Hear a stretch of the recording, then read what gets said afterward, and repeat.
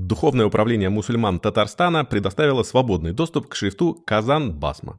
На самом деле не только к шрифту, а, собственно, к изданию Корана, который называется Казан-Басма, а шрифт просто одноименный. Там прикольная история, потому что первая печатная версия Корана была сделана как раз в Казани, в Татарстане. Это было сделано в 1803 году, а ближайшее в мусульманском мире издание Корана печатным образом было сделано в Турции только через 70 лет. В Европе первая печатная версия Корана была в Италии в 1937 году.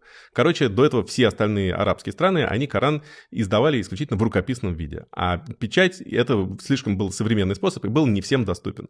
Кто-то где-то в Европе пытался что-то делать, но там в основном издавали Коран не мусульмане и делали там большое количество ошибок. А татарская версия считается классической, и сейчас ребята сделали, нашли какие-то экземпляры этих книг, сделали оцифрованную версию шрифта, все это выложили в открытый доступ, и теперь любой может скачать и читать это в красивом шрифте. Сделали максимально похоже на дореволюционную красоту. И все это было приурочено к 1000-столетию принятия ислама в Волжской Булгарии. Любопытно, насколько мы живем в параллельных вселенных и насколько дизайнеры, которые работают с кириллицей и латиницей, ничего не знают об арабских шрифтах или татарских традициях коранопечатания.